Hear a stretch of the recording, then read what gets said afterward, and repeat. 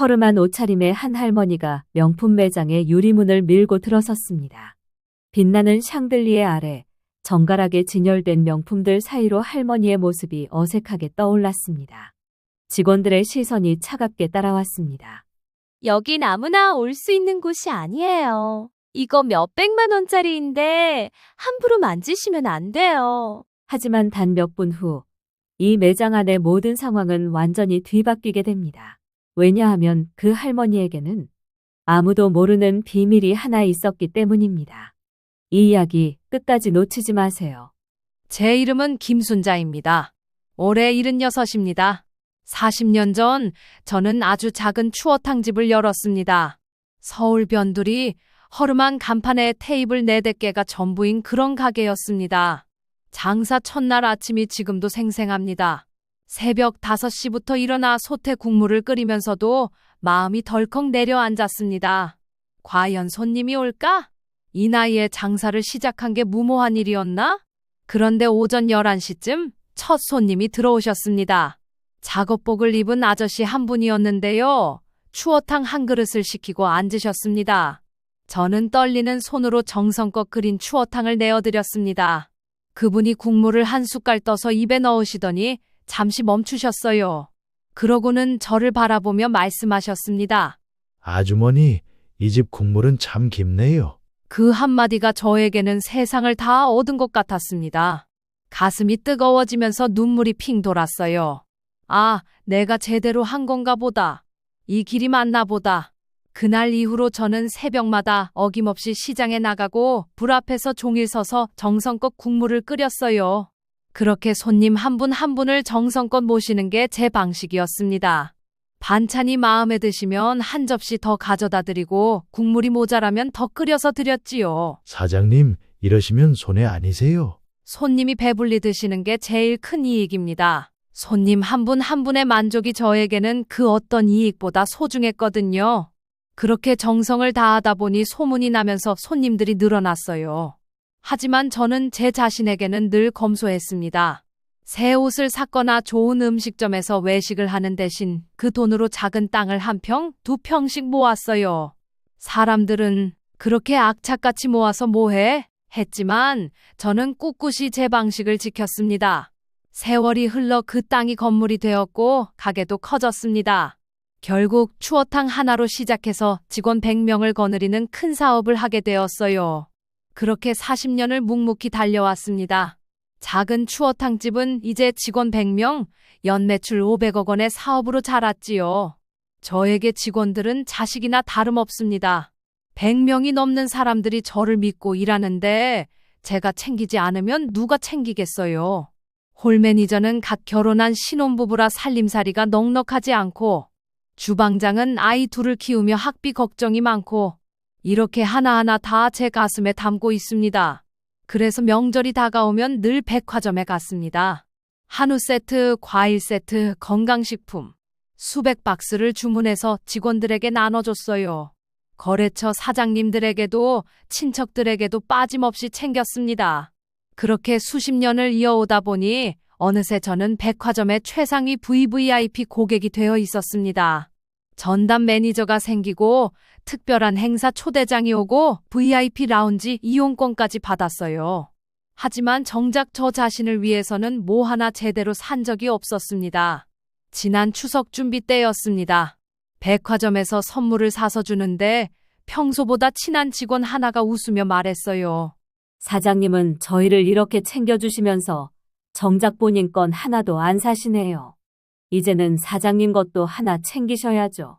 그러면서 제 옷차림을 위아래로 훑어보더니 말을 이었습니다. 밖에 나가시면 사람들이 사장님이신 줄도 모르실걸요.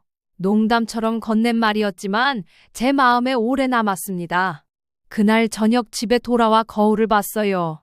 낡은 외투, 다른 구두, 손톱 밑에 박힌 때 거친 손, 그리고 세월이 깊게 새겨진 제 얼굴이 있었습니다. 그 순간 깨달았어요. 나는 내 자신을 너무 안 챙기고 살았구나. 평생 남을 위해서만 살았구나 하는 생각이 들었습니다. 그래서 결심했어요. 평생 처음으로 제 자신에게 작은 선물 하나쯤은 해주자. 거창한 건 아니었습니다. 목을 따뜻하게 감싸줄 스카프 하나. 그 정도는 괜찮지 않겠나 싶었어요. 이제 70이 넘었는데 나 자신한테 이것 정도는 해줘도 되지 않을까? 그렇게 마음먹고 저는 평생 가보지 않았던 명품 매장의 문을 열었습니다. 하지만 제가 거기서 경험하게 될 일은 상상조차 하지 못했습니다. 백화점 10층 명품관에 올라가는 엘리베이터 안에서 가슴이 두근거렸습니다. 과연 내가 여기 와도 되는 걸까? 하지만 곧 마음을 다잡았어요. 뭐가 떨려? 나도 여기 VIP 고객이잖아. 당당하게 가자. 엘리베이터 문이 열리고 반짝이는 샹들리에가 눈에 들어왔습니다. 정말 다른 세상이었어요.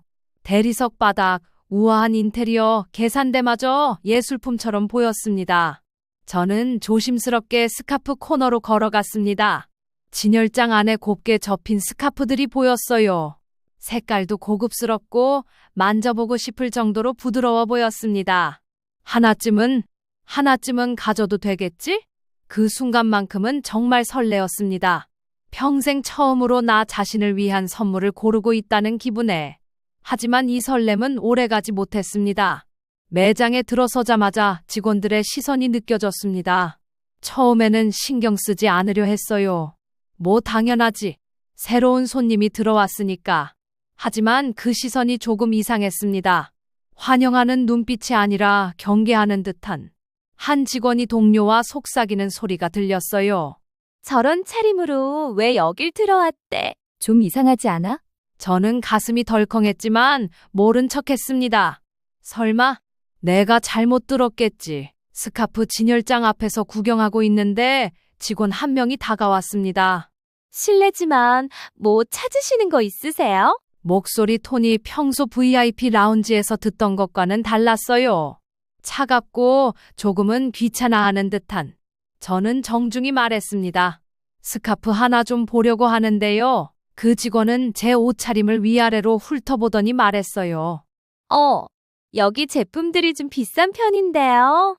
혹시 가격대 알고 계세요? 그 순간 가슴이 철렁했습니다. 아, 이 사람이 나를. 하지만 아직도 희망을 버리지 않았어요.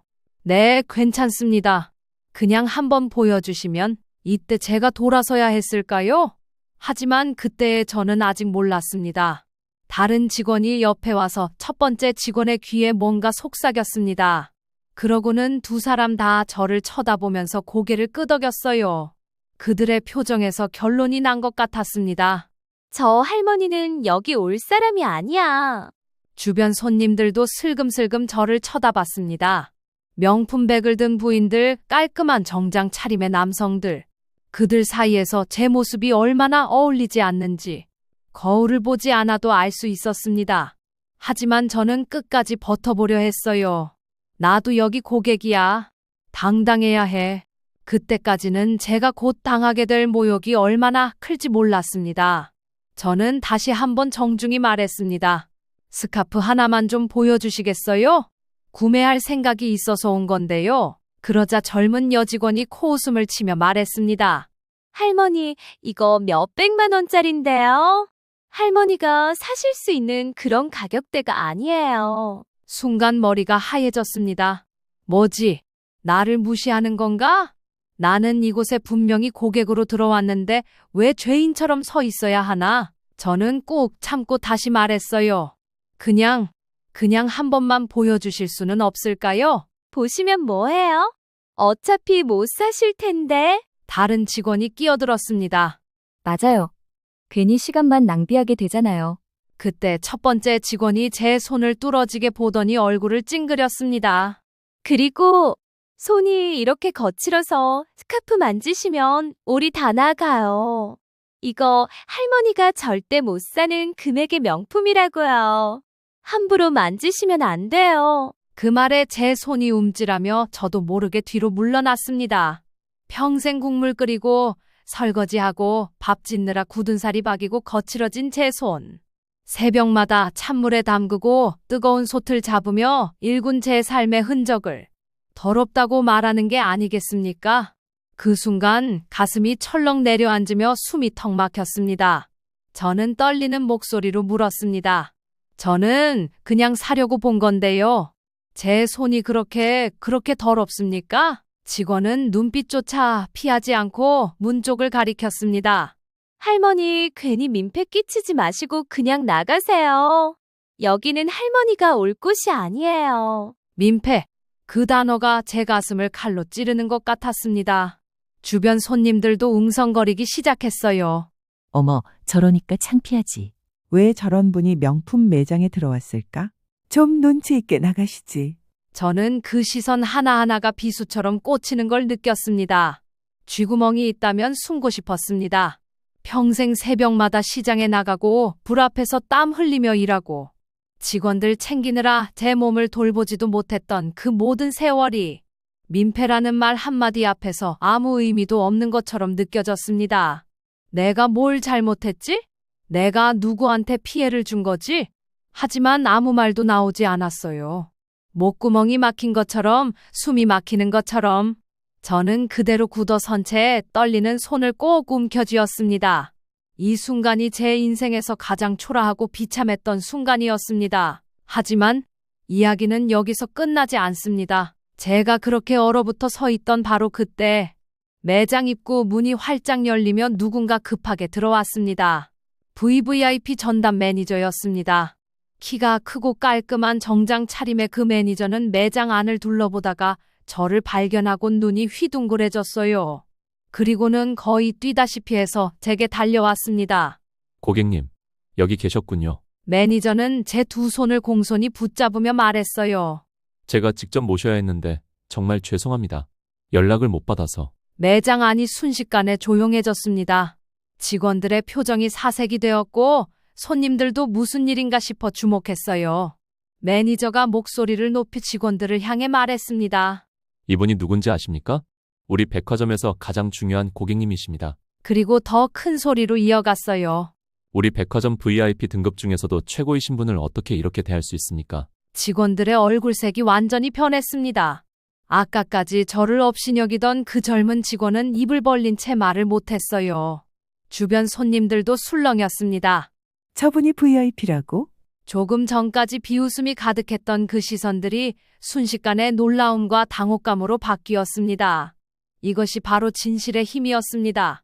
매니저의 말이 끝나고 매장 안은 숨조차 삼키기 힘든 정적에 잠겼습니다. 직원들은 하나둘 고개를 숙이기 시작했어요. 고객님, 정말 죄송합니다. 몰라 뵈었습니다.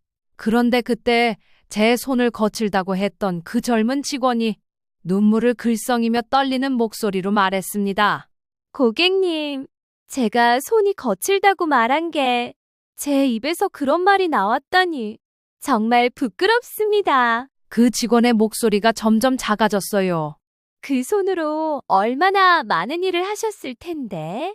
제가 정말 죄송합니다. 다른 직원들도 고개를 더욱 깊이 숙였습니다. 하지만 저는 화가 나지 않았습니다. 오히려 마음이 차분해졌어요. 저는 천천히 숨을 고르고 담담하게 말했습니다. 저는 그냥 스카프 하나 보러 온 것뿐입니다. 그런데 제 손이 거칠다. 제가 민폐라는 말을 들으니 참 속상하네요. 직원들은 더욱 고개를 숙였고 손님들마저 눈을 마주치지 못했습니다. 저는 이어서 말했어요. 여러분, 겉모습만 보고 사람을 판단하지 마십시오. 사람은 누구나 어떤 모습이든 존중받아야 하지 않겠습니까? 그날 이후로 그 직원들의 얼굴에는 깊은 후회가 드리워져 있었습니다. 아마 집에 가서도 잠을 못 잤을 거예요. 저는 그 모습을 보며 생각했습니다.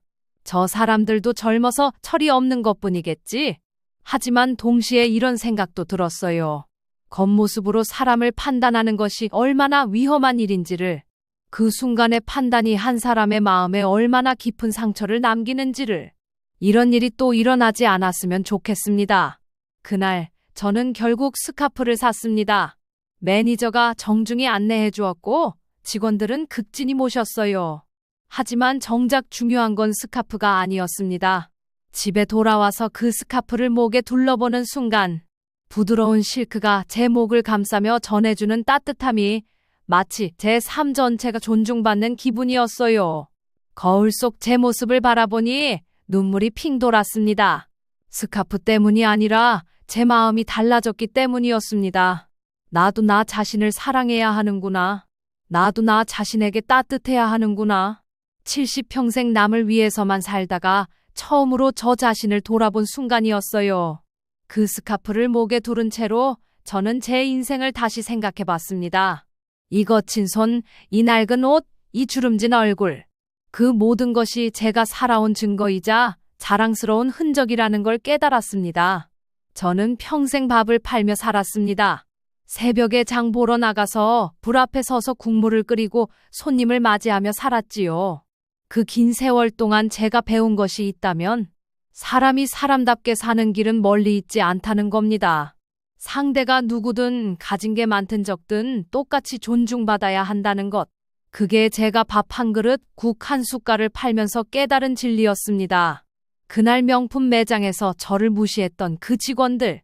그들이 입고 있던 정갈한 옷, 반짝이는 액세서리보다 제 거친 손에 담긴 40년의 정성이 더 값진 것 아닐까요? 저는 그걸 새벽 시장에서 배웠습니다. 순자 씨, 오늘 미꾸라지 좋은 거 골라줄게. 시장 아저씨의 그 한마디가 얼마나 따뜻했는지. 손님이 허기진 배를 채우고 미소 짓는 그 순간, 그게 제게는 가장 소중한 순간이었습니다. 통장 속 숫자보다, 화려한 장신구보다, 비싼 차보다 훨씬 더 값진 것들이 우리 곁에 있었던 겁니다. 그 일이 있은 후로 제 삶이 조금씩 바뀌었습니다. 여전히 새벽에 일어나 일하고 직원들을 챙기지만 이제는 저 자신도 챙기려 노력해요. 가끔은 좋은 옷도 사고 머리도 단정히 하고 다닙니다. 사장님, 요즘 뭔가 달라 보이세요. 직원들이 말해요. 더 당당해 보이시고 더 밝아 보이세요. 맞습니다. 저는 이제 당당합니다. 제가 살아온 이 삶을, 이 일을, 이 손을 부끄러워하지 않아요. 하지만 제 기본 마음은 변하지 않았습니다. 여전히 직원들 명절 선물은 꼬박꼬박 챙기고 손님에게는 정성스러운 음식을 대접합니다. 다만 이제는 저 자신에게도 따뜻해진 것뿐이에요. 나를 사랑하는 사람이 남도 진정으로 사랑할 수 있다는 걸 깨달았거든요. 오늘 제 이야기가 여러분께 작은 위로가 되었으면 좋겠습니다. 진짜 부자는 통장 속 숫자가 아니라 나누고 존중할 줄 아는 마음입니다.